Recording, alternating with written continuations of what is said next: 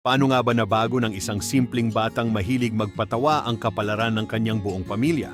At gaano na nga ba kayaman ngayon ang dating batang minsang nangarap lamang ng mas magandang buhay?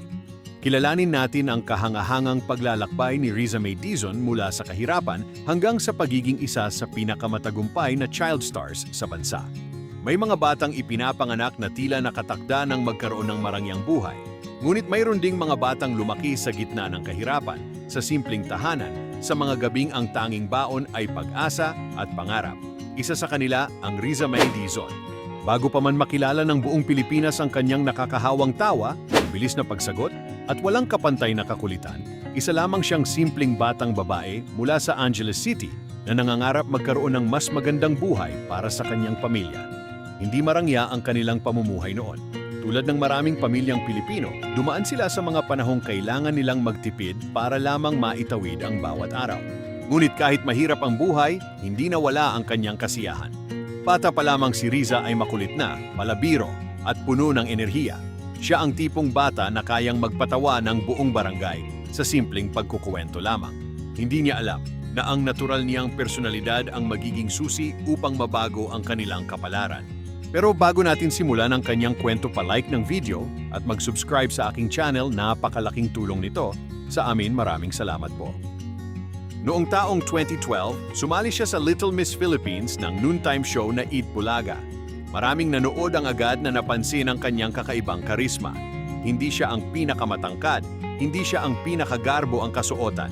Ngunit mayroon siyang bagay na hindi kayang bilhin ng pera, ang kakayahang mapasaya ang tao. Sa bawat biro niya, sa bawat simpleng sagot niya sa mga tanong ng hurado, unti-unting nahulog ang loob ng sambayanang Pilipino sa kanya. At nang ideklara siyang kampeon ng Little Miss Philippines, hindi lamang korona ang kanyang napanalunan. Kasama roon ang pagkakataong mabago ang buhay ng kanyang pamilya magpakailanman. Mula noon ay tila bumilis ang takbo ng kanyang kapalaran. Sunod-sunod ang kanyang proyekto sa telebisyon at pelikula.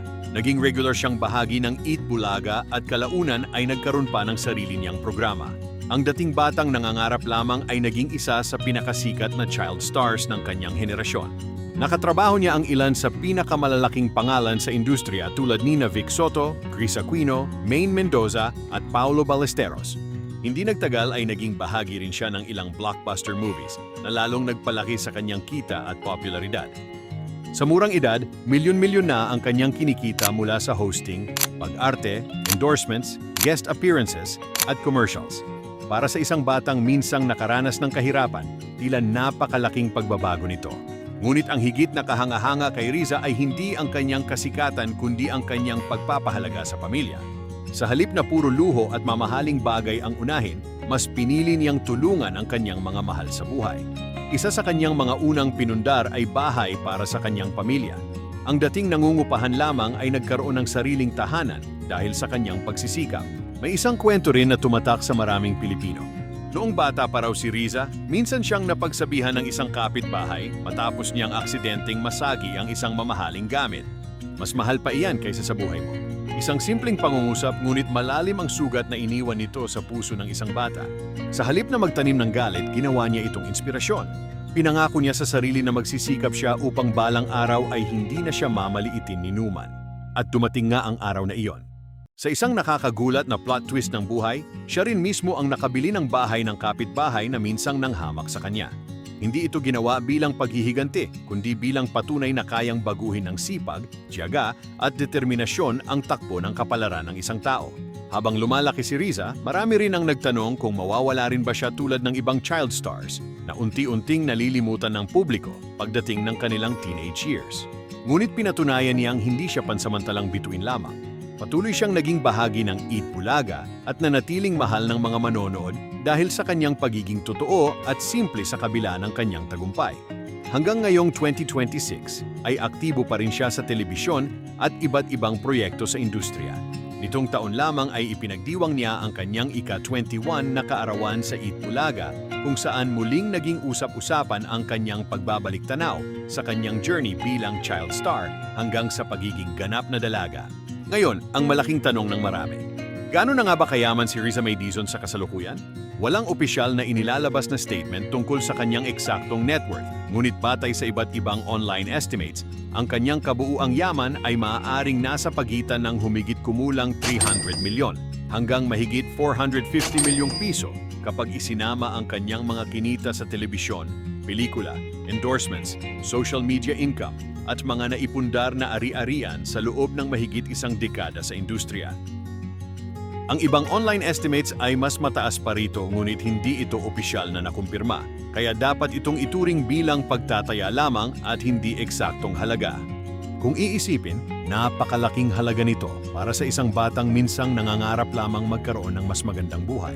Hindi man siya kabilang sa listahan ng mga bilyonaryong artista sa bansa, masasabi pa rin kabilang siya sa pinakamatagumpay na dating child star sa Pilipinas.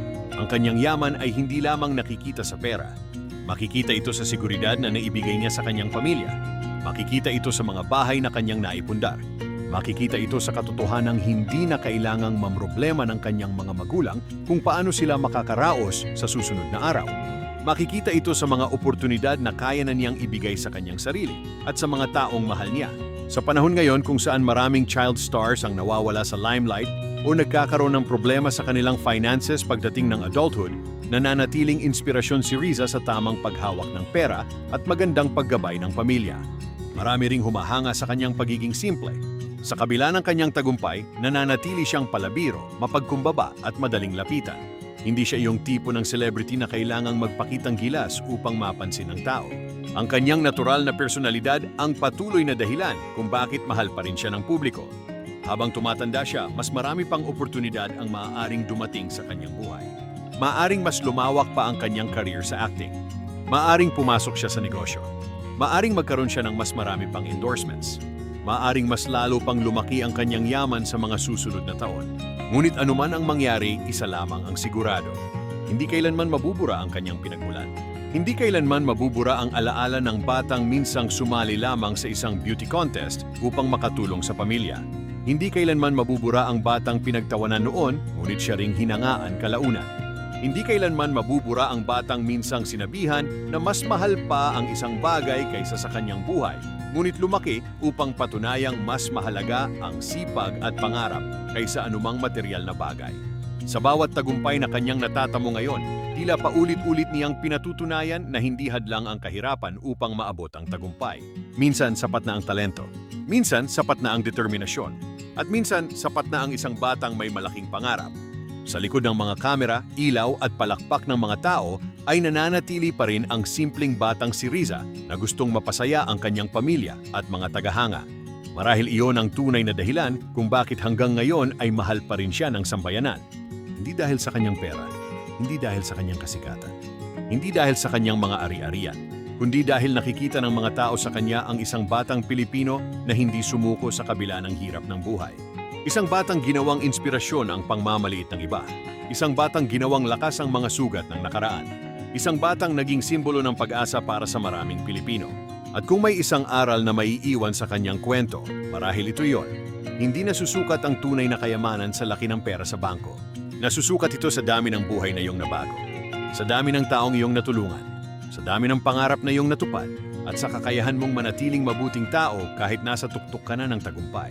Mula sa simpleng batang babae sa Angeles City hanggang sa pagiging milyonaryang personalidad ng telebisyon, tunay ngang kahanga-hanga ang naging paglalakbay ni Riza May Dizon. At habang patuloy pa ring sinusulat ang susunod na kabanata ng kanyang buhay, isang bagay ang tila sigurado. Hindi pa rito nagtatapos ang kanyang kwento. Dahil para kay Riza May Dizon, ang batang minsang nangarap lamang ng mas magandang bukas, tila mas marami pang tagumpay ang naghihintay sa mga susunod na taon. At marahil ang pinakamagandang bahagi ng kanyang kwento ay hindi ang dami ng kanyang naipong milyon, kundi ang katotohanang minsan sa kanyang buhay, pinatunayan niyang walang imposible para sa isang batang Pilipinong handang mangarap, magsikap at lumaban para sa kanyang pamilya.